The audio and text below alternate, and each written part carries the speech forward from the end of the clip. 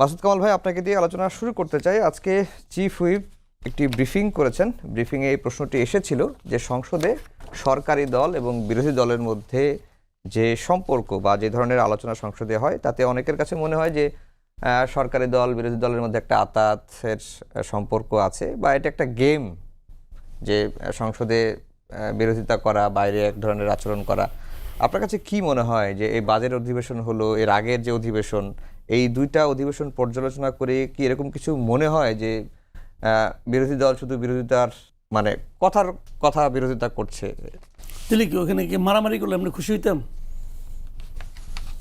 ওইটা কি কোনো নাকি মানে আপনার এই যুদ্ধক্ষেত্র নাকি সংসদটা? যে ওখানে একজন কেন একজনের ঠ্যাং লক্ষ্য করে ইট ছুঁড়ে মারলো না, তা না হলে তো এটা হলো না, এটা তো না। আপনার আমার কথা হলো কি, যদি কেউ একটা ভালো কাজ করে প্রশংসা করবে, মন্দ কাজ করলে সমালোচনা করবে, প্রবলেম তো আমি কোনো দেখি না। দেখেন, আমাদের এখানে সংসদে যে চেহারা আমরা দেখছি 2014 পর থেকে, 2014 পর থেকে না, আমি 2001 থেকেই বলি। 2001-এ যখন বিএনপি ক্ষমতা আসলো, আওয়ামী লীগ কি করছে? তার সংসদে যায়ই নাই। এবং 2009 যখন আওয়ামী লীগ ক্ষমতা আসছে, তখন বিএনপি সংসদ বর্জন করছে। দু একদিন গেছে আবার যায়ই নাই, ম্যাক্সিমাম টাইম তার সংসদে যায় নাই। বিল টিল পাস করার সময় কেউ থাকতেও না, একে একে সব পাস হয়ে যেত। এগুলো তো আমরা দেখছি রে ভাই। আর 2014 পর থেকে তো কি এক জাতীয় পার্টি আসছে, এরা তো ওদের পার্ট, ওদের অনুগ্রহে চলতো। খালি ওরা মাঝে মাঝে বলতো যে আমাদের একটা মন্ত্রিত্ব দেওয়া হলো না, এই একটা দুঃখ ছাড়া আর কোনো দুঃখ দেখাতে দেখিনি আমরা। তো এইগুলি দেখে দেখে আমরা অভ্যস্ত হয়ে গেছি। তো এখন এইখানেও আমরা ওই জিনিস খোঁজার চেষ্টা করতেছি। একটা জিনিস কি, আমার কথা হলো যে জামাতে ইসলামের সঙ্গে বিএনপির একটা প্রেম একসময় ছিল, একসঙ্গে তো সংসারও করছে। তো এখন সংসার করার কারণে বেশ অনেক দিনই করছে। তো করার পরে এখন তাদের মধ্যে একটা বিচ্ছেদ হয়েছে। বিচ্ছেদ তো ঠিক না, দুইজন দুই ঘরে থাকে, এখন দুই ঘরে থাকে মানে কি মারামারি করতে হবো? অথবা কোনো একটা ইস্যু দেন, ওদের তো নীতিগত কিছু মিলও আছে না? তো যে কারণে কোনো একটা বিল নিয়ে, কোনো একটা ইস্যু নিয়ে তাদের মধ্যে যে একদম প্রবল মারামারি হবে, এটা তো মনে করার কোনো কারণ নাই। বাট তারা তো বিভিন্ন ক্ষেত্রে আমি দেখতেছি, এনসিপি বলেন অথবা জামাত বলেন, তারা তো বিভিন্ন ইস্যুতে তারা তো প্রতিবাদ করতেছে, বিরোধিতা করতেছে, লজিক দিচ্ছে, কাউন্টার লজিক আসতেছে। আমি তো এত কোনো সমস্যা দেখি না। আমার দেখা মতো গত কয়েক বছরের তুলনায় 96-এর পরে আমার কাছে মনে হয়েছে যে এই সংসদটাই বেশ একটা মানে আপনার কি বলবো, সজীব সংসদ, স্পন্দিত সংসদ, ভালো। আমি এত কিন্তু খারাপ দেখি না। এখন মনে করেন জামাত তো তার আদর্শের বাইরে যাবে না, বিএনপিও যাবে না, তাদের দুইটা পলিটিক্যাল ক্যারেক্টার আছে। তো সেই তাদের যদি এখানে আওয়ামী লীগ থাকতো, তখনও তো আমরা এখানে অন্যরকম একটা চেহারা দেখতাম। তো ওই ধরনের কোনো দল তো এখানে নাই। জামাতের সঙ্গে বিএনপির অনেক জায়গায় মিল আছে আগের থেকে, তো সেরকম থাকবে। আমি এই সংসদ নিয়ে কিন্তু আনহ্যাপি না। জি, সামান্তা শারমিন, সংসদের চেহারাটা আপনি কেমন দেখছেন? অনেকে যেভাবে, যেমন মেসি রোনালদোর প্রসঙ্গ এনেছিলেন বিএনপির একজন সাংসদ, যে এটা একটা ফ্রেন্ডলি গেমের মতো, বিএনপির একজন এমপি এই ধরনের বক্তব্য দিয়েছিলেন। এই সূত্র ধরেই চিফ হুইপকে প্রশ্ন করা হয়েছিল। চিফ হুইপ এটা বলছেন যে সংসদ আসলে কোনো গেম না, বিরোধী দল যৌক্তিক বিরোধিতা করছে, বিরোধী দল সহযোগিতা করছে, এই প্রসঙ্গটি তিনি এনেছেন। আর যেটি মাসুদ কামাল ভাই বললেন যে এটি একটি সজীব স্পন্দিত একটা সংসদ। আজকে আয়াতুল্লাহ আলী খোমেনির যে অনুষ্ঠান, মানে শাহাদাত বরণের পরে যে অনুষ্ঠানটা অনুষ্ঠিত হচ্ছে ইরানে, এবং এই শোকবহ, এটা আমাদের সকলকেই টাচ করেছে। তার আত্মার মাগফিরাত কামনা করি। ইরানের যে লড়াই, এই প্রতিরোধ পক্ষের এই লড়াইয়ে সকলকেই সামিল হওয়ার আহ্বান জানিয়ে শুরু করি। আমাদের সংসদের যে আবহ, আমাদের পার্লামেন্ট আসলে যে ধরনের হয়, সেই পার্লামেন্টারি কালচার বা পলিটিক্যাল কালচারটা আমাদের দলগুলোতে থাকে না। এই দলগুলোতে না থাকার কারণে অনেক সময় এটা পার্লামেন্ট পর্যন্ত এই প্রভাবটা বিস্তৃত হয়। আসলে হ্যাঁ, এটা ঠিক যে প্রাণবন্ত সংসদ হচ্ছে, এটার কারণ হচ্ছে মানুষ আগ্রহ পাচ্ছে, মানুষ দেখছে বলে এটা প্রাণবন্ত। এবং মানুষ যে দেখছে, এটা যখন পলিটিশিয়ানরা দেখেন, তখন কিন্তু পলিটিশিয়ানরাও মানুষের চাহিদাকে প্রোভাইড করার জন্য ওই চাপটা বোধ করেন। এইটা কিছুটা আমি এখনো দেখতে পাচ্ছি। অ্যান্ড এইটা কোথা থেকে আসছে? এই যে এই মানুষেরও দেখা, পলিটিশিয়ানদেরও ওই চাপ বোধ করা, এটা আসছে কিন্তু গণঅভ্যুত্থানের কারণে। এটা এমন নয় যে গণঅভ্যুত্থান না হলে এই সংসদ যদি আওয়ামী লীগ বিএনপি সংসদ হতো, এই আগ্রহ নিয়ে মানুষ দেখতো, ব্যাপারটা এরকম নয়। তো গণঅভ্যুত্থানের পরে আমরা অনেকগুলো মৌলিক জায়গায় পার্থক্য আশা করেছিলাম, হয়তো এক একজনের এক এক রকমের আফসোস আছে, কিন্তু একটা ওভারঅল একটা সুপারফিশিয়াল লেভেলে হলো একটা পলিটিক্যাল কালচারের পরিবর্তন আমরা দেখতে পেয়েছি। এখন আসেন সমস্যাটা কোথায় হয়। মীর শাহ আলমকে নিয়ে আমাদের মাননীয় প্রতিমন্ত্রী ওনার যে উপজেলার যে নামকরণ, এই নামকরণ নিয়ে আসলে একটা বিশাল বড় সমালোচনা বাংলাদেশব্যাপী ছিল। এই সমালোচনা চলমান এবং স্বভাবতই জামাত এবং তাদের যে ছাত্র সংগঠন শিবিরের এবং তাদের অন্যান্য অঙ্গ সংগঠনের সকলেই এটা নিয়ে একটা সমালোচনা করছিল এবং এটা সকলেই করছিল, বাংলাদেশের দলমত নির্বিশেষে এই সমালোচনা হচ্ছিল। দেখেন কিছুদিন পরে ঘটনাটা আমরা কি দেখতে পেলাম, গত পরশুদিন আমিরে জামাতকে সাথে নিয়ে প্রতিমন্ত্রী এবং জেলা প্রশাসক ওনারা একটা ভিজিটে গিয়েছেন। ভিজিটে যাওয়ার সময় আমিরে জামাতের পায়ের কাছ থেকে একটা পলিথিন সরালেন প্রশাসক, এবং সেইখানে মীর শাহ আলম প্রতিমন্ত্রী সাহেবের যে বডি ল্যাঙ্গুয়েজ সেটা যদি আমরা দেখি, আসলে এই বডি ল্যাঙ্গুয়েজটা আসলে কি মিন করে। মানে একটা হচ্ছে যে আপনি আপনার দায়িত্ব যখন পালন করবেন তখন এই দায়িত্ব আপনাকে কিছুটা, ওই দায়িত্বের পদের একটা ভারিক্কি আছে, ওইটার একটা রেসপন্সিবিলিটি আছে, ওই রেসপন্সিবিলিটি থেকে আপনি কখনো নড়চড় হতে পারেন না। এটা হচ্ছে ওই পোস্টের সাথে গাম্ভীর্যের সাথে সামঞ্জস্যপূর্ণ না। কিন্তু তাহলে কি আমরা ধরে নেব যে যেই মীর শাহ আলম যেই ধরনের সোশ্যাল মিডিয়া যে ব্যাশিংয়ের শিকার হচ্ছিলেন সেটাকে এক ধরনের ধামাচাপা দিতে বা কন্ট্রোল করতে এই ধরনের একটা দৃশ্য তৈরি করেছেন, যে দৃশ্য দিয়ে আসলে একটা বড় অংশকে কনভিন্স করা যায়। এখন দেখেন যে ওখানে আসলে মানে মূল কাজটা এমন কোন কাজটা ছিল যেটার জন্য আসলে আমরা এই দৃশ্যপট তৈরি হতে দেখলাম। এছাড়াও উল্টা দিক থেকে যদি দেখি, জামাতের এমপি যদিও প্রশাসকের চেয়ে উপরের, মানে একটা প্রটোকলে উপরের একটা পোস্ট, কিন্তু এমপিরা গিয়ে প্রশাসককে বিভিন্ন জায়গায় বিএনপি নিয়োগ করা প্রশাসকদের অভিনন্দন জানাচ্ছেন, ফুল দিচ্ছেন, এই ধরনের ছবি সামাজিক যোগাযোগের মাধ্যমে অনেক সমালোচিতও হয়েছে। কিন্তু কেন একজন এমপি, নির্বাচিত এমপি, একজন বসিয়ে দেওয়া প্রশাসককে তোয়াজ করতে বাধ্য হচ্ছেন, এইটার রহস্য উন্মোচিত হলো না। এখন এই যে প্রশাসক, আপনি জানেন যে স্থানীয় প্রশাসকদের আসলে অনেক ধরনের কাজ, অনেক ধরনের এলাকার অনেক ধরনের পাওয়ারের জন্য আসলে যা যা দরকার সেগুলো নিয়ন্ত্রণ অনেক ক্ষেত্রে প্রশাসক বা যদি এখানে নির্বাচিত হয়ে আসে তাহলে স্থানীয় প্রশাসনের হাতে থাকে। তাহলে আমাদের দাবি, বিরোধী দলের পক্ষ থেকে দাবি ছিল আপনি নির্বাচিত মানে সরকার গঠন করেছেন, আপনি স্থানীয় সরকার নির্বাচন দেন এবং প্রশাসকদের নিয়োগ করেন। সেই দাবিকে যদি আপহোল্ড করতে চাই আমি, তাহলে কি আমি এই অ্যাকশনে যেতে পারি কিনা, যে একজন বসিয়ে দেওয়া প্রশাসককে আমি ফুল দিয়ে শুভেচ্ছা জানাতে পারি কিনা, আমি তার সাথে একটা সৌজন্য মত বিনিময় করতে পারি, কিন্তু সেটা তো আমার পার্সোনালিটি বা আমার যে বিরোধী দলের যে আমি যে তার প্রতি সমালোচনা হচ্ছে সেটাকে মনে করিয়ে দিয়ে, সেটাকে তো আমি উৎসাহ দিয়ে আসলে বরণ করতে পারি না। এই জায়গাগুলোতে এরকম আরও ধরেন আমি আরও 20টা ঘটনা হয়তো বলতে পারবো, ঘটনা গুরুত্বপূর্ণ না এখানে। বিষয়টা হচ্ছে যে আমার কাছে মনে হয় যে মানে বিএনপি এবং জামাতের যে প্রাক্তন বোঝাপড়া, এবং জামাত আসলে এখন পর্যন্ত বিশ্বাস করতে পারছে না তারা আসলে প্রধান বিরোধী দল হয়েছে।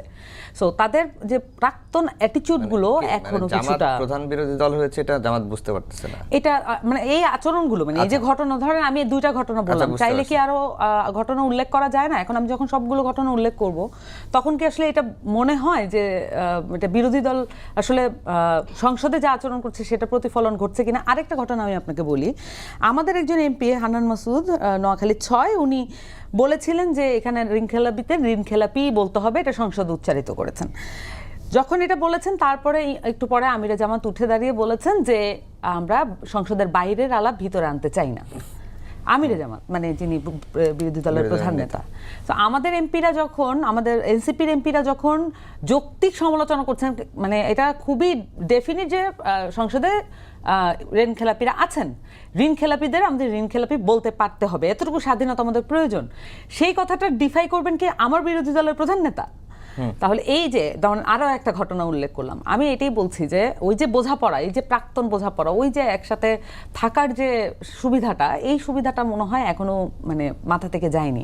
তবে আমি মাসুদ ভাইয়ের সাথে একমত যে সংসদে আসলে আমরা তো সভ্যতা, ভব্যতা এবং নম্রতা দেখতে চাই, কিন্তু সেটার মাত্রাটা কতটুকু যৌক্তিক জায়গায় যৌক্তিক হচ্ছে কিনা সেটা আমাদেরকে দেখতে হবে। রনি ভাই, সংসদে যেটা শেষেরটা দিয়ে শুরু করি, যে সংসদে জামায়াতের আচরণ দেখে মনে হয়েছে যে জামাত নিজেদেরকে মনে করে না তারা প্রধান বিরোধী দল, আর জামাত বিএনপির একটা প্রাক্তন বোঝাপড়ার কারণে এটিও হতে পারে, এমনটাই কিন্তু মনে করা হচ্ছে। এখানে আলাপটা হলো যে সংসদের এতদিনের যে রীতিনীতি আমরা দেখছি সেটা থেকে এখনকার সংসদটা একটা ভিন্ন মনে হচ্ছে, এই কারণে এই প্রশ্নগুলো আসছে। দেখেন, কয়দিন আগে একটা জায়গায় আমাকে প্রশ্ন করা হলো যে প্রধানমন্ত্রী তারেক রহমান সংসদের বাইরে বিরোধী দলকে একদম ধুয়ে ফেলে, মাঠের যে বক্তৃতাগুলোতে যায় বা বিভিন্ন ঢাকার বাইরে যখন উনি শুক্র শনিবারে যায় ভিজিটে, তো সংসদে ওনার একদম নাগালের মধ্যে বিরোধী দলের পাশে দাঁড়ায় থাকে, একটা কথাও বলেন না, বরং বিরোধী দলের সাথে সে 101% একমত হয়ে যায়। এই কালচারটার সাথে আমরা অভ্যস্ত না। দেখেন, সংসদ প্রতিপক্ষকে ঘায়েল করার জায়গা না, সংসদে প্রপাগান্ডা ছড়ানো, ইমোশন মঙ্গারিং করা, তারপরে হলো যে আপনার নিজের পলিটিক্সকে ফুলায়া ফাপায়া গঠন করার একটা প্রচেষ্টা এবং বক্তব্যের ফুলঝুরি সরানোর জায়গা সংসদ না। সংসদ আইন প্রণয়নের জায়গা, এবং এই আইন প্রণয়নের ক্ষেত্রে সবাই এখানে কলিগ, যে যে দল থেকে আসছে। তো সেক্ষেত্রে সংসদে প্রতিপক্ষকে আক্রমণ করা, তারপরে হলো রাজনৈতিকভাবে একদম ধরাশায়ী করার কালচার, এগুলো চর্চা করার জায়গা সংসদ। কারণ সংসদের প্রত্যেকটা সেকেন্ড খুবই মূল্যবান, অর্থনৈতিকভাবে অনেক খরচ হয় টাকা, প্রায় 2 লাখ টাকার উপরে খরচ হয় নাকি প্রত্যেক সেকেন্ডে, গরিব মানুষের দেশ। সেটা যদি চিন্তা করা হয় তাহলে তো সংসদ যেভাবে চলতেছে এটা আরও সতর্ক হওয়া উচিত। প্রত্যেকটা সময়কে জনগণের এই যে টাকা এত বিপুল খরচ হয় প্রত্যেক সেকেন্ডে, সেটাকে তো খুবই অর্থবহভাবে খরচ করার ব্যাপারে এটার যা আরও কাঠামোগত সংস্কার দরকার সংসদ পরিচালনা পুরো পদ্ধতির। সেটার খানিকটা কালচারাল প্রভাব এখন দেখা যাচ্ছে। সে দেখা যাচ্ছে এই কারণে, কারণ এটা হলো যে সংসদ নেতার উপর খানিক ডিপেন্ড করে। সংসদ নেতা এই সমস্ত আপনার যেগুলো রাজনৈতিক র্যাটোরিক্যাল ঝগড়া, তর্ক বিতর্ক, সেগুলোর বাইরে এসে গঠনমূলক প্রয়োজনীয় জিনিসগুলো নিয়ে আলাপ করার চেষ্টা করেন, যেটা অন্যদেরকে প্রভাবিত করে। তারপরেও যে হয় না, অতীত চর্চা হয়, তারপরে হলো ঘায়েল হয়, খুব সুন্দর রসালো বক্তব্য হয়, তো আপনার কথার ফুলঝুরি হয়। আরেকটা হলো এখানে পার্লামেন্টে যারা যান, পার্লামেন্টেরিয়ান যারা যান, আপনি যদি পার্লামেন্টেরিয়ানদের বক্তব্য যদি আপনি সংসদ লাইব্রেরিতে গিয়ে ভিজিট করেন, খুব কম পার্লামেন্টেরিয়ান পাবেন যাদের বক্তব্যের মধ্যে একটা নেশনকে কন্ট্রিবিউট করার একটা অ্যাটিচিউড থাকে। কন্ট্রিবিউট করার চেয়ে বেশিরভাগেরই বিভিন্ন দলেরই থাকে হইলো কথা বলার সুযোগ পাইছি, কি বলা যায়, কি বলে হাতাতালি পাওয়া, ভাইরাল হওয়া, এই যে ভাইরাল ফেনোমেনা, ভাইরালিজম, এইটার একটা আসর সংসদেও পড়তে দেখা যায়।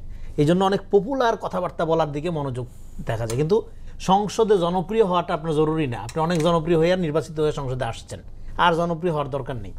আপনার যেটা দরকার, আপনি কন্ট্রিবিউট কী করে, কারণ এটা রেকর্ড থাকে, তো ন্যাশনাল হিস্ট্রিতে রেকর্ড থাকে সংসদে কে কী বলছে, কী কী বক্তব্য দিছে, সে দাদার আমলে কে দিচ্ছে, হাসিনার আমলে কে দিচ্ছে, এরশাদের আমলে কে দিচ্ছে, জিয়াউর রহমানের আমলে কে দিচ্ছে, এখন কে দিচ্ছে, সব রেকর্ড থাকবে।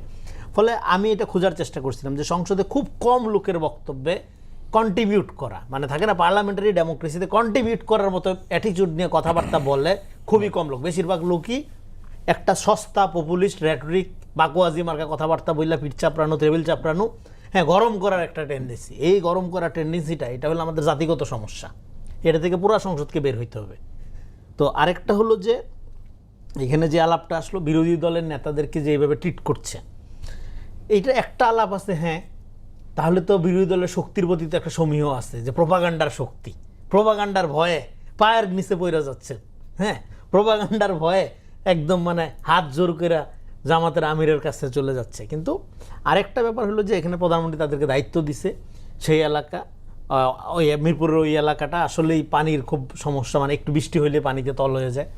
তো সেইটা দূর করার জন্য তারা একসাথে কাজ করতেছে। এই দৃশ্যটা অনেকে আবার পজিটিভলিও দেখছে, যে একসাথে তারা দিয়া অটো বাইক দিয়ে যাচ্ছে, বাইকের সামনে বসা মিল্টন সাহেব, পিছনে আপনার প্রতিমন্ত্রী এবং জামাতের আমির বসা, তো তারা যাচ্ছে, ঘুরছে, লোকজন আছে। তো এই যে এটাকে অনেকে আবার পজিটিভ লিখছে। তারপরে তাদের বডি ল্যাঙ্গুয়েজ নিয়ে অনেকে করছে। কিন্তু দেখেন, বাংলাদেশে জামাতে ইসলাম, কামাল ভাই এটা বললো যে তারা একসাথে প্রেম করছে, এখন প্রেম করার পরে সংসারও করছে, সংসার পরে আলাদা থাকে, আলাদা থাকলে তারপরে ঝগড়া করতে হবে এমন তো কোনো কথা নেই।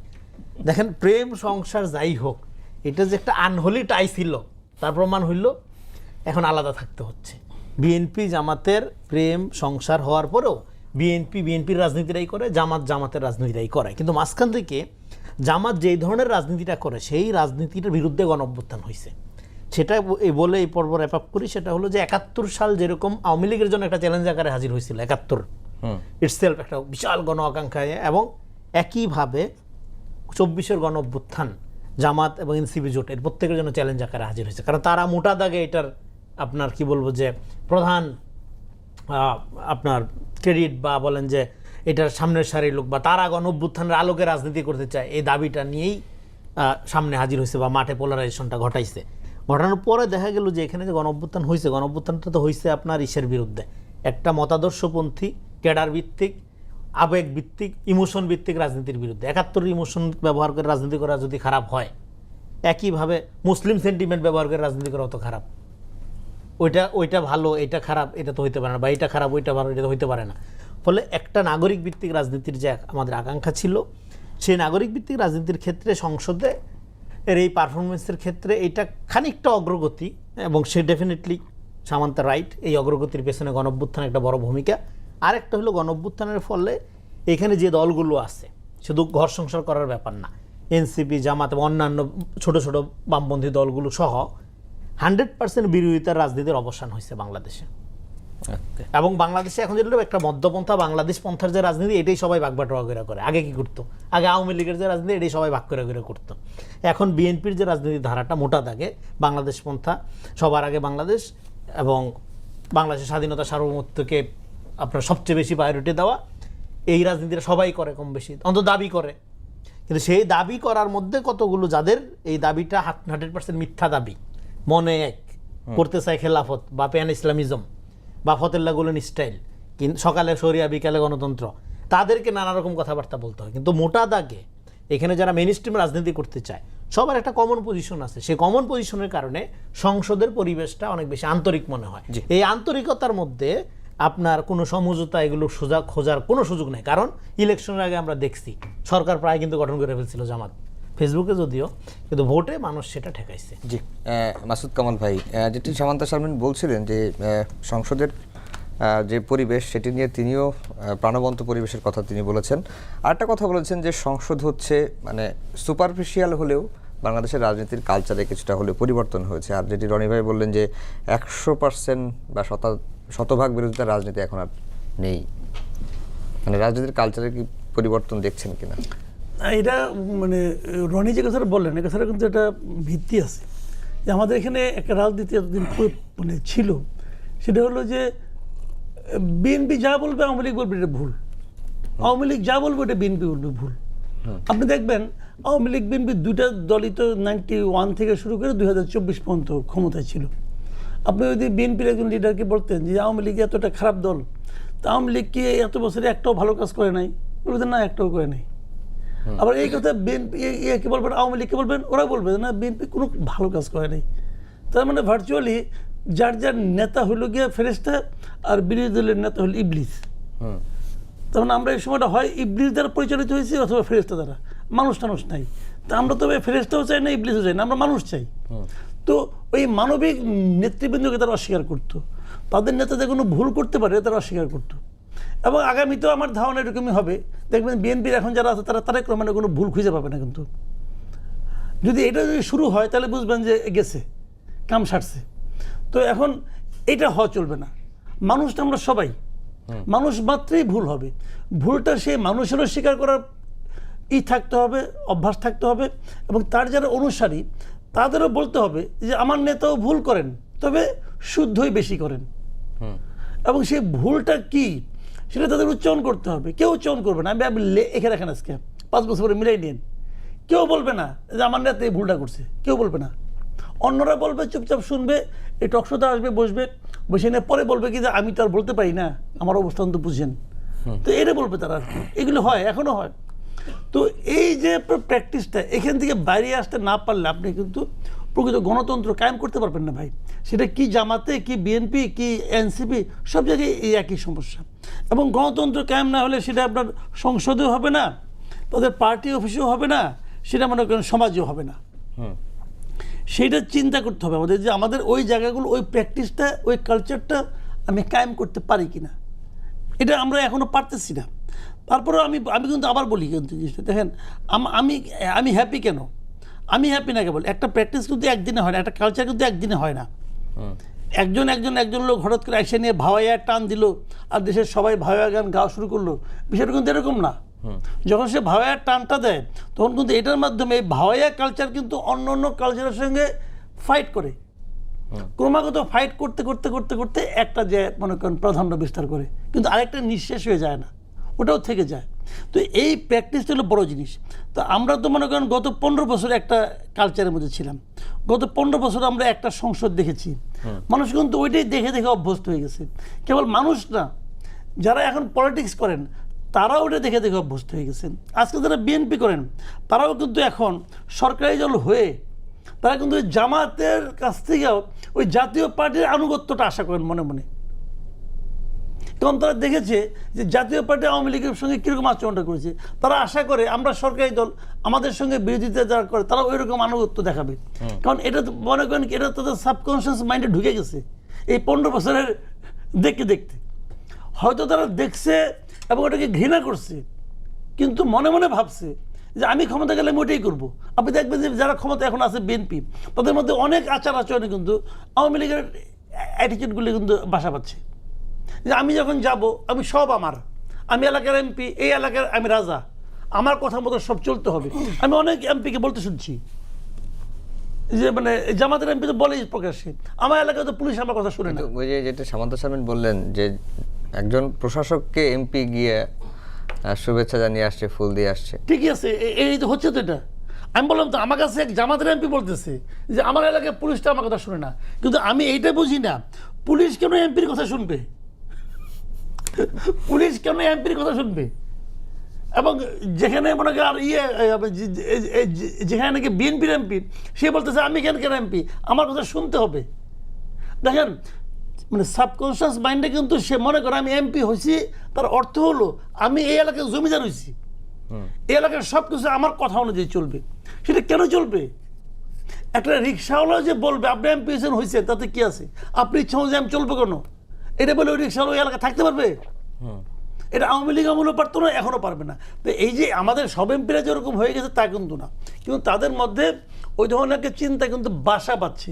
এটাকে দূর করতে হলে লম্বা একটা কিন্তু মানে সংগ্রাম করতে হবে নিজের সঙ্গে নিজের, এবং এটা শুরু করতে হবে দল থেকে, দলের শীর্ষ পর্যায় থেকে। সেটা কি আছে?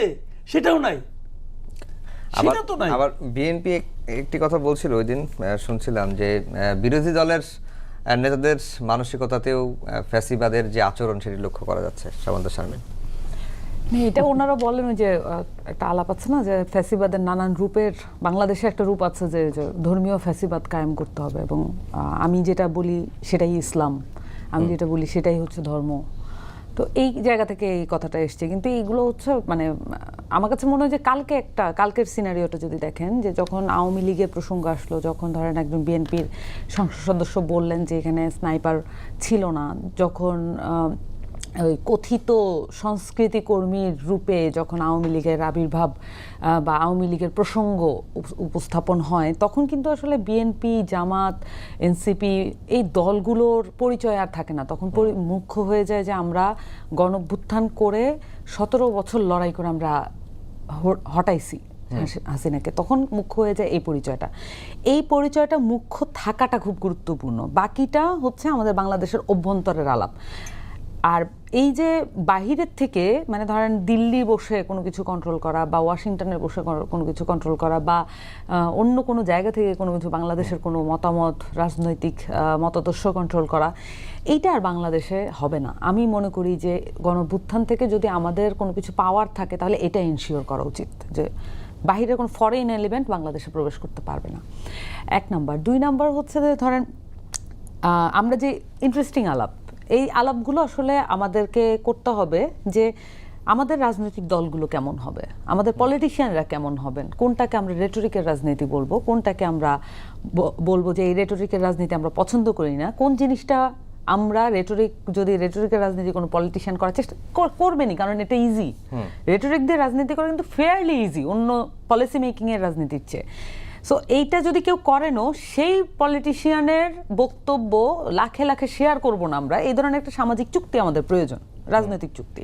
কিন্তু আমরা এখনো আমাদের মানে ধরুন এই সামন্ততান্ত্রিক ওই যে একটা ব্রিটিশ কলোনির যে একটা প্রভাব আছে আমাদের দলগুলোর মধ্যে, সেই প্রভাবে কিন্তু এখন ওই রেটরিকের রাজনীতিটাই গুরুত্বপূর্ণ হয়ে ওঠে। কিন্তু আমাদের পলিটিশিয়ানরা এটা ভুলে যান যে এই রেটরিকের রাজনীতি দিয়ে আপনি আপাত অর্থে সন্তুষ্ট করতে পারছেন, কিন্তু একটা পর্যায়ে আপনি যদি এটা পালন করতে না পারেন, যেমন ধরেন একসময় আন্দোলন রহমান পার্থ কি বাংলাদেশের আপামর মানে বিরোধী দলের একমাত্র স্পোক্সপারসন ছিলেন না?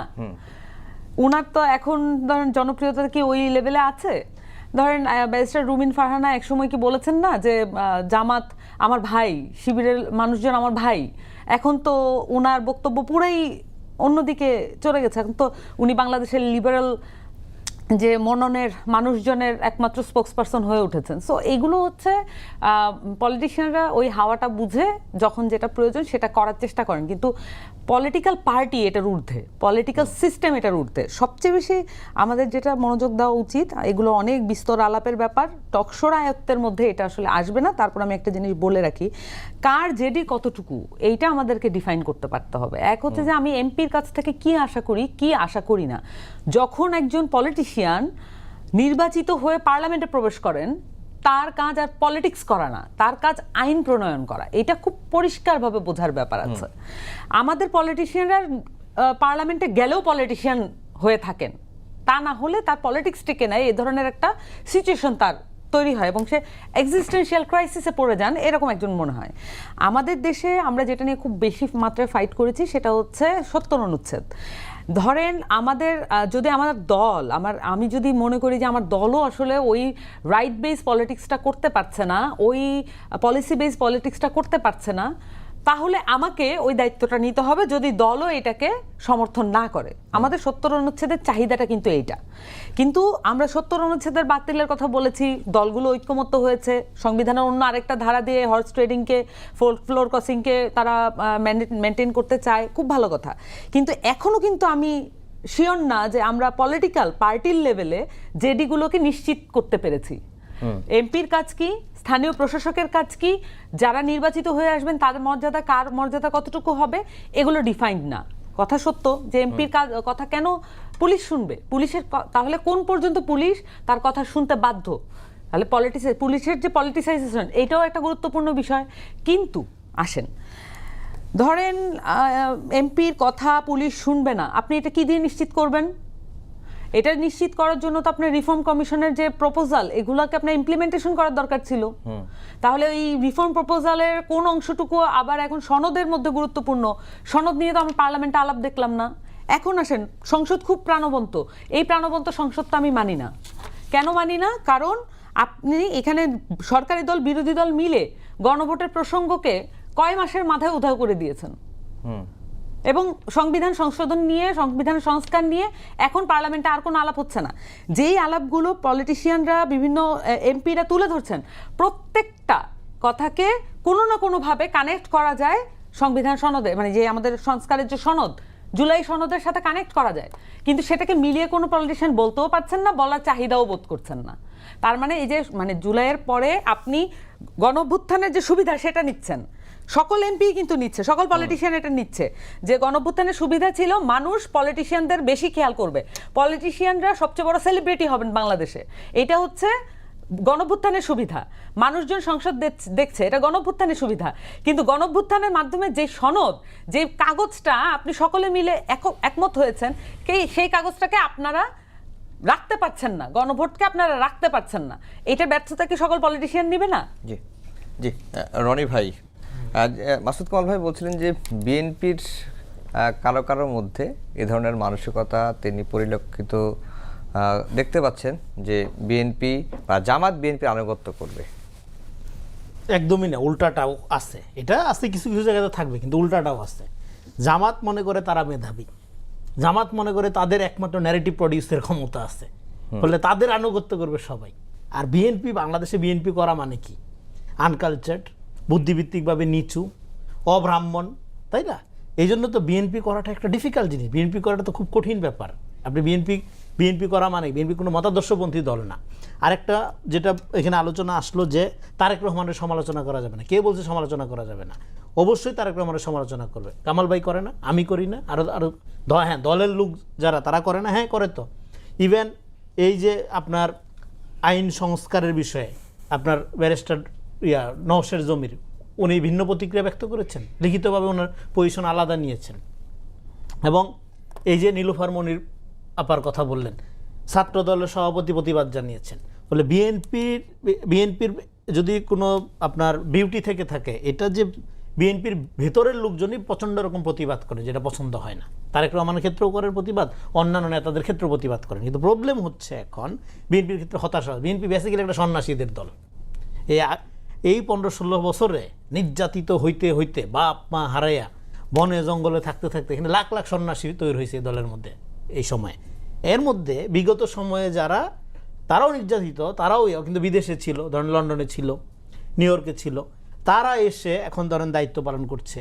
কেউ কেউ খুবই ভালো করছে, কেউ কেউ মনে করছে যে সে তো আসলে ক্ষমতার অংশীদার হয়ে গেছে, যেটা কামাল ভাই বলার চেষ্টা করলেন। তার মনে রাখা দরকার তার যে দায়িত্ব, তারেক রহমান যে তারা দায়িত্বে আনছেন, বসছেন, সেটা হলো এখানে লক্ষ লক্ষ মানুষের রক্ত, ঘাম, শ্রম, লাশের গন্ধ নিয়ে এই দায়িত্বে সে বসছে। ফলে প্রতিনিয়ত এই সমস্ত বিক্ষুব্ধ যাদেরকে ত্যাগী বলা হয়, বিএনপি যদি ত্যাগীদের নিয়ে আপনি একটা আলাদা দল করেন, এটা বাংলাদেশের সবচেয়ে বড় বিরোধী দল হবে। কিসের জামাত এনসিপি সবচেয়ে বড় বিরোধী দল হবে ত্যাগীদের যদি আপনি একসাথে করেন। তো তার মানে সমস্যাটা বিএনপির মধ্যে আছে। যে লোকটা দায়িত্ব পালন করে, এইবার আপনি দায়িত্ব আপনাকে দেওয়া হয়েছে, আপনি দায়িত্ব পালন করছেন, তারেক রহমান আপনাকে ধরুন দায়িত্ব দিছে, সেইটা এই ক্ষমতাকে ব্যবহার করে, দায়িত্বকে ব্যবহার করে ব্যক্তিগত পাওয়ার এক্সারসাইজ করা, ব্যক্তিগত সুটেড বুটেড হয়ে দৌড়াদৌড়ি করা, হ্যাঁ, এবং ক্ষমতার ওই গরম শো করা এবং নিজেকে ফ্যাসিলিটেট করার জন্য আপনাকে দায়িত্ব দেওয়া হয়নি। আপনাকে দায়িত্ব দেওয়া হয়েছে এই সমস্ত লক্ষ লক্ষ নির্যাতিত, কারা নির্যাতিত, আপনার হাজার হাজার গুম এবং খুন এবং ওই আপনার অভিশপ্ত দুঃখ কষ্ট নিয়ে যে সমস্ত পরিবারগুলো আছে, তাদের পক্ষ থেকে দেশ পুনর্গঠন করার জন্য আপনাকে দায়িত্ব দেওয়া হয়েছে। ক্ষমতা এনজয় করার সরকার এটা না। ফলে এই পেইনটা কি ফিল করেন যারা দায়িত্বে আছেন? সবার ক্ষেত্রে বলা যাবে না যে এই পেইন ফিল করেন, করলে তাহলে তো এই ধরনের বিতর্ক আসতো না। করলে তো যেমন ধরেন এই যে নজরুল বর্ষ নিয়ে তারেক রহমান ছোট্ট একটা বক্তব্য দিয়েছে, আপনাদের টেলিভিশনে দেখলাম ক্লিপটা। নজরুল বর্ষের যে চিঠি, সে চিঠির মধ্যে সমস্ত আমলাদেরকে সংযুক্ত করছে দায়িত্ব। আমলারা কি নজরুল গবেষক? এই কথাটা নোটিস করতে হইলো কার? তারেক রহমান নোটিস করতে হইলো। নজরুল বর্ষ আপনি উদযাপন করবেন, ভালো কথা, সেখানে তো নজরুল গবেষক যারা এই বিষয়ের সাথে সংশ্লিষ্ট তাদেরকে আনবেন। তার মানে কি বিএনপির রাজনীতিটা আমাদের বুঝবার ব্যাপার আছে। বিএনপির রাজনীতি কোনো আদর্শবাদী রাজনীতি না। তারেক রহমানের আদর্শের পূজা করার দরকার নাই, তারেক রহমানের নীতির পূজা করেন। কোন নীতি? যে নেতা নিজে আইন মানে, যে নেতা ট্রাফিক সিগন্যালে দাঁড়ায় থাকে, যে নেতা মনে করে যে আপনার ট্রান্সপারেন্সি দরকার, যে নেতা মনে করে যে আপনার দায়িত্বটা একটা আমানত এবং কৃচ্ছতা সাধন করতে হবে, বিলাসিতা করা যাবে না, রাষ্ট্রের টাকা অপচয় করা যাবে না, এই মানসিকতার মধ্যে এসে আপনি নীতি ফলো করেন, এই নীতির পূজা করেন, আদর্শের পূজা করা না। বিএনপি কোনো আদর্শবাদী দলই না, এটা ভ্যালু বেসড পলিটিক্স করে। এখানে বিভিন্ন ভ্যালুজের লোক একসাথে আছে। এখানে আপনি ডান পাবেন, বাম পাবেন, আস্তিক পাবেন, নাস্তিক পাবেন, পাগল পাবেন, সাধু পাবেন, অনেক ধরনের লোক আছে। ফলে এখানে এই যে নীতিবাদী, যে ডক্ট্রিনাল শাসন, এই নীতিবাদী শাসনটা ফলো করার ক্ষেত্রে যারা বিগত আমলে দেশে ছিল না, বিশেষ করে প্রচণ্ড রকম নির্যাতনের মধ্য দিয়ে যাদের যেতে হয় নাই, তাদের কারো কারো ক্ষেত্রে এটা একটা গরিমসির ভাব থাকতে পারে, সেটা পরিলক্ষিত হয়। কারণ তারা তো ওই পেনটা ফিল করে নাই। ভাই দেশে থাইকে এখানে আওয়ামী লীগের বিরুদ্ধে ফাইট করার, এটা মাঝে মাঝে ঘুম থেকে উঠা জায়গা দেখি যে মানে এটা বিস্ময়কর মনে হয় যে আমরা যে টিকে আসছি, বেঁচে আসছি, এটা বিস্ময়কর মনে হয়। তো ফলে এরকম একটা কাঠামোর মধ্যে যারা ফাংশন করে, যারা এখনো স্বাভাবিক হইতে পারে না, বললাম না গ্রামে গঞ্জে যায় কথা বলি যে বিএনপির নেতাকর্মীর সাথে, বেশিরভাগই সন্ন্যাসী হয়ে গেছে, জীবনে আর কোনো চাওয়া পাওয়া নেই, কারণ ওর জীবনের প্রাইম টাইমটা চলে গেছে। তো ফলে আপনার তো দেশ পুনর্গঠন ছাড়া আর কোনো অপশন নাই, আর কোনো সুযোগ নাই, আর কোনো সুযোগ নাই। এটা শুধুমাত্র বিএনপির রাজনীতির ক্ষেত্রে জরুরি না। ফলে এবং অন্যান্য যারা রাজনীতি করবে তাদেরও যেটাকে চ্যালেঞ্জ আকারে হাজির হচ্ছে কি রাজনীতিটা। যেমন ধরেন এখন আরেকটা জিনিস বলা হচ্ছে যে ক্ষমতায় বিএনপি, কিন্তু দেশ চালাচ্ছে কারা? দেশ চালাচ্ছে জামাত, আওয়ামী লীগ। কারণ গুপ্তভাবে আওয়ামী লীগের সাথে তো জামাত ছিলই পুরা পিরিয়ডে, এবং আওয়ামী লীগের একটা বড় কাঠামো গণঅভ্যুত্থানের পরও রয়ে গেছে। ফলে তাদের এই যে পুরানা প্রেম এবং নতুন যে তাদের এই যে আপনার পলাতকদের অসহায় অবস্থা, এর মধ্যে দিয়ে এখানে চলতেছে। এই আমরা এখন কি ঘুষ ছাড়া চাকরি হয়? আপনি বলতে পারবেন যে বাংলাদেশে এখন ঘুষ ছাড়া চাকরি হয়? হয় না তো। তাহলে কিসের আপনার নতুন বন্দোবস্ত, কিসের নতুন পরিবর্তন? হয় নাই তো জি, পরিবর্তন। আপনার কাছে আবার আসবো মাসুদ কামাল ভাই। এই যে 17 বছরের নির্যাতন, নিপীড়ন, গুম, খুন, এরপরে গণঅভ্যুত্থানে এত মানুষের রক্ত, এরপরে যে সরকার ক্ষমতায় আছে, এটি তো যদি রনি ভাই বললেন যে সরকারের মূল ম্যান্ডেট হচ্ছে দেশটাকে পুনর্গঠন করা, ক্ষমতাকে এনজয় করা না, কিন্তু আসলে কি তাই হচ্ছে? না,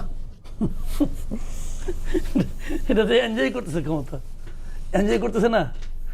পরিবর্তন দেখেন না আপনারা? এখানে দেখবেন অনেক এমপি সাহেবরা আসেন এখন, আগেও আসতেন টকশো করতে, আগে যে পোশাকে আসতেন এখন কি সেইভাবে আসেন? আগে ওনার সঙ্গে যে কজন লোক থাকতেন এখন কি ততজন লোক থাকেন? আগে এসে আপনার গাড়িতে উঠতেন, এখন তার নিজের গাড়িতে ওঠেন। এর মধ্যে কয় টাকা বেতন পাইছেন উনি? একজন এমপির বেতন হলো 55,000 টাকা মাত্র, আপনার চেয়েও কম। সুযোগ সুবিধা মিলাইলে সব মিলে আমি হিসাব করে দেখছি 1,72,500 টাকা হয় আচ্ছা, তো সমস্ত ইনকাম। তো গাড়ি আসে কোথেকে? আমি যখন পর্যন্ত কোনো এমপিকে নিজের গাড়ি ছাড়া আসতে দেখি নাই। কোথেকে আসে রে ভাই? এই এনসিপির এমপি এরাও তো দেখি গাড়ি নিয়ে আসে তো। এটা কি টাকা কোথেকে আসে? টাকা কি আসমানি উপায়ে আসে? আসমানি উপায়ে জ্ঞান আসতে পারে, ওহিও আসতে পারে, টাকা আসে না। আসলে পরে আমাদের নবী ওই খেজুর খেয়ে রাখতো না, রোজা রাখতো না। ওগুলো আমরা বুঝি ক্যাশ অর কাইন্ড কীভাবে আসে, এগুলো আমাদের বোঝা হয়ে গেছে। কেন এনজয় করেছে না, মানে পুরো এনজয়মেন্টের মধ্যে আছে। আমি একটা এক্সাম্পল দিই আপনাকে, ছোট্ট একটা এক্সাম্পল দিই। প্রাইম মিনিস্টার উনি দায়িত্ব নেওয়ার পর বললেন যে আমি সরকারি গাড়ি নেব না, আমি সরকারি তেল নিব না, আমি সরকারি প্রোটোকল নিব না। বললেন তো, কেন বললেন? এই না নেওয়া থেকে দেশের অর্থনীতি চেঞ্জ হয়ে গেছে? এই না নেওয়ার কারণে কি অর্থনীতি বিশাল একটা বুম করবে নাকি? উনি এটা কেন বলছেন রে ভাই? উনি একটা এক্সাম্পল ক্রিয়েট করতে চাইছেন। কার জন্য? আমার জন্য? আমার তো গাড়ি নেই, আমার জন্য এক্সাম্পল কি? উনি এক্সাম্পলটা ক্রিয়েট করতে চাইছেন ওনার কলিগদের জন্য, ওনারা যারা মন্ত্রিসভা আছেন তাদের জন্য। তার এই এক্সাম্পল কয়জন লোক ফলো করছে? কয়জন লোক ফলো? দেখেন না, কয়টা মন্ত্রী ফলো করছে? একজন মাত্র করছে, এই যে কৃষিমন্ত্রী আছে না একটা কুমিল্লার, ওই ভদ্রলোক করছে, আর কেউ করে নাই। কি কারণে করে নাই? এরা গরিব। আমির খুসরো মাহমুদ চৌধুরী গরিব, আব্দুল আল মিন্টু গরিব, গরিবেরা। এদের বাইরে দেখেন তো কয়টা, এক একজনের কয়টা করে গাড়ি আছে, তাও তার আরেকটা সরকারি গাড়ি দরকার। দিনে 18 লিটার তেল দরকার তার। প্রাইম মিনিস্টার এই যে সিদ্ধান্তটা দিয়েছিল, কী কারণে দিয়েছিল? উনি বোঝাতে চাইছিল জনগণকে যে আমরা ক্ষমতায় আসছি, আপনাদের কাছ থেকে কিছু নিতে আসি নাই, দিতে আসছি। এই মেসেজটা উনি জনগণকে দিতে চাইছে। আর ওনার কলিগরা কি মেসেজ দিছে? এই লোক লন্ডন থেকে আসে, কি বুঝে পলিটিক্স? আমরা বুঝি পলিটিক্স। ও পাগলের মধ্যে বলতেছে, বলতে দাও, আমরা যা করার তাই করব। তাই করতেছে তারা, তাই করতেছে। রনি ভাই, দিস ফ্যাক্ট। এই আলাপটা নাকি উঠছে, যেটি রনি ভাই বললেন যে ক্ষমতায় বিএনপি, দেশ চালাচ্ছে কারা?